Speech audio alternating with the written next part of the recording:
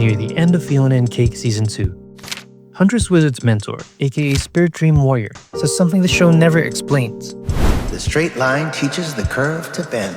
He says it calmly, and then leaves as if that sentence should make immediate sense to anyone hearing it. At the time, it really doesn't. That's kind of his thing.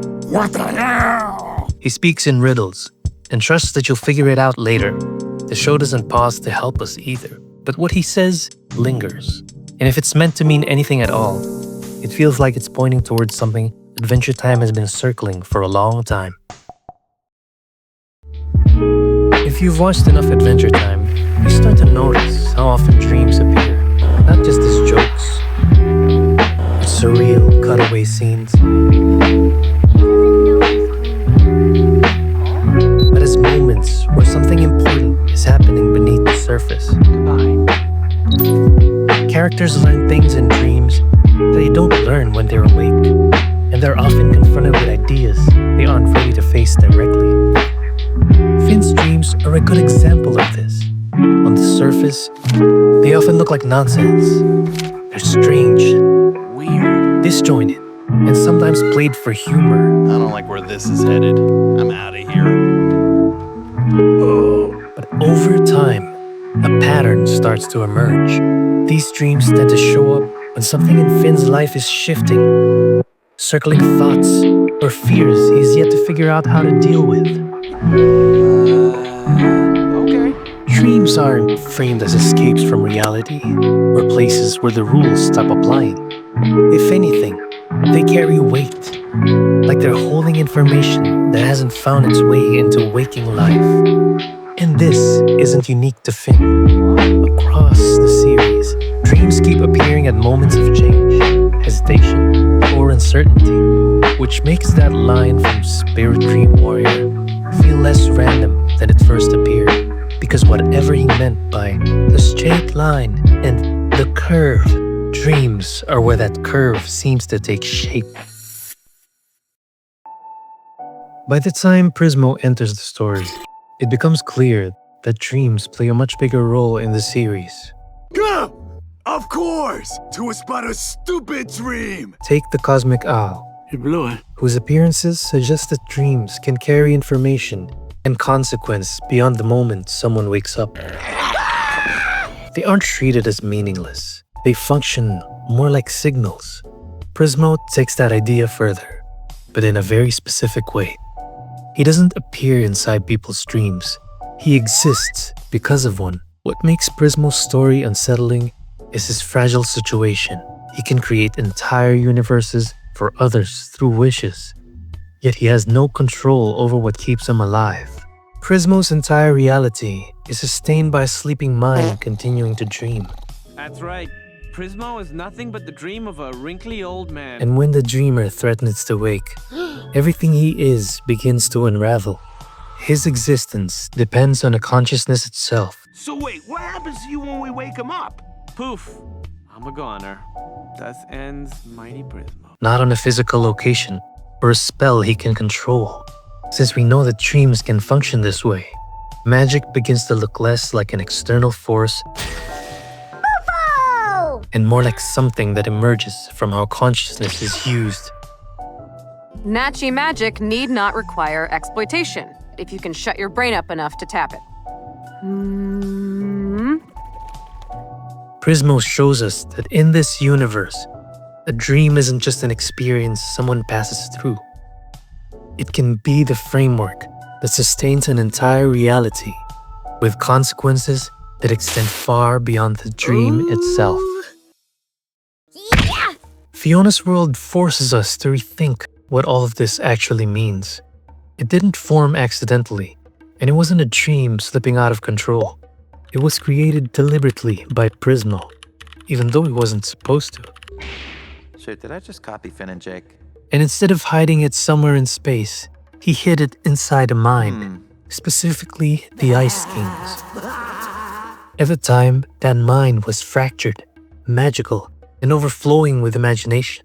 It was unstable, but it was also capable of sustaining something unusual. Inside it, Prismo stored an entire universe with its own characters, memories, and internal logic. For years, the Ice King experienced this world as his own fan fiction. From the outside, it looked ridiculous. He even mistakes Finn and Jake for Fionna and Cake at one point. Fionna, Cake, I need your help. What? What did you say? From the inside, though, the world was real. What matters is what happens when that mind changes. When Simon is cured and loses his magic, Fiona's world doesn't disappear. When Simon lost his magic, everything got retconned by that glory wave. The rules shift and the tone changes, yet the reality of the place remains. If Fiona's world were only a fantasy, it would have ended the moment the mind sustaining it changed. Instead, it adapts to a new state of consciousness. At that point, it becomes harder to treat dreams, imagination, or mental spaces as disposable in Adventure Time. What exists inside a mind can have continuity, consequence, and the ability to endure change.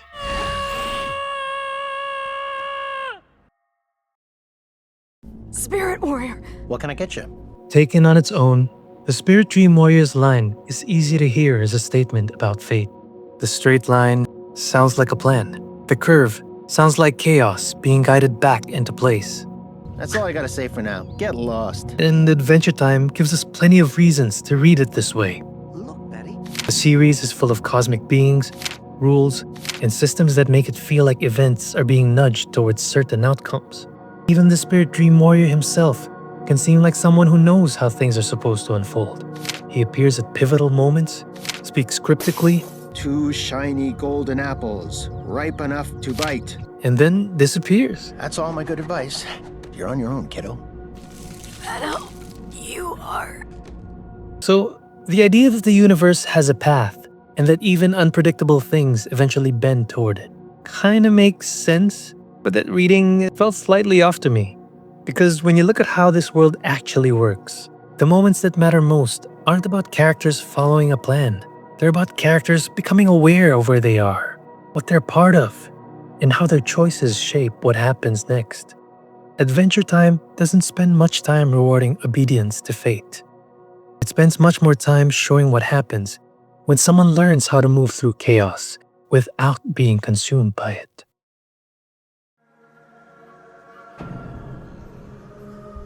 Oh, fig. Once you look at how Adventure Time treats dreams as part of consciousness, Huntress Wizard's mentor's line starts to read differently. What can I get you? It doesn't feel like a statement about destiny anymore. It feels like a statement about the relationship between the two.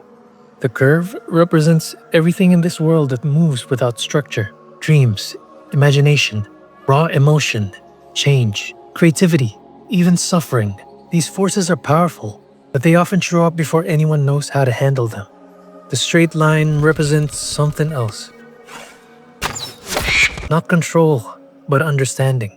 Awareness of structure, limits, and layers of consciousness. The ability to recognize where you are and how to move without losing yourself. This way, the line isn't defining magic as power, but pointing to the structure that allows it to be accessed at all. What matters is that the straight line doesn't erase the curve. It doesn't suppress it or force it into a rigid shape. It gives it direction, allowing new things to emerge without destroying what's already there. In other words, awareness brings structure without shutting chaos down. It teaches it how to flow. Come and get it, Huntress! Huntress Wizard is where all of this stops being abstract and starts to feel lived. Again. Her mentor doesn't teach her spells or techniques in the usual sense. He gives her perspective, helps her notice patterns, and then steps away. The understanding is hers to develop. Hello. Not something handed down or enforced. That's why the line fits her so well. The straight line doesn't replace the curve in Huntress Wizard's world. It supports it. We see this most clearly in Fionna and Cake, when she struggles to save Finn. Why did you have to be such a stupid, blundering meat sack? There's no sense that she's spiraling or losing herself in that moment. Even under pressure, she stays present. You're so cute. Ah! Her awareness gives her instincts direction, allowing her to adapt instead of collapse. Huntress Wizard only sees straight ahead. Eyes on the prize. She accepts uncertainty without being overwhelmed by it. She knows when to step forward, when to step back, and when to let things unfold on their own. And that's what sets her apart. Real tough guy, huh?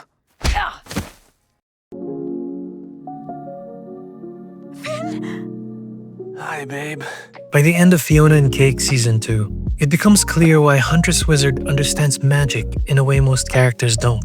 The straight line teaches the curve to bend. Not as a plan everything has to follow, but as a way of understanding how something powerful can exist without destroying something else.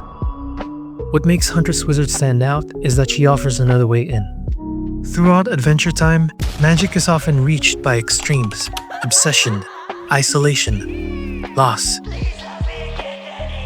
Characters break themselves for power through fracture or desperation, and more often than not, it costs them something essential. I wish to banish gold from this world. Huntress Wizard's approach feels different. She doesn't avoid chaos, and she doesn't surrender to it either. What she practices is awareness, staying present while moving through unstable spaces. That's why her words about the heart of the forest matter. It isn't something to be exploited, owned, or guarded. It belongs to everyone. The heart belongs to all of us. Magic isn't reserved for those willing to destroy themselves to reach it. Power comes less from what you're willing to sacrifice, and more from how well you understand yourself. That's what the Spirit Dream Warrior is pointing toward. The straight line doesn't tell the curve where to go. It shows how to bend without breaking. And maybe that's the life lesson Adventure Time leaves us with. Not that strength comes from darkness or self-destruction, but that understanding, patience, and self-awareness are what allow something meaningful to last.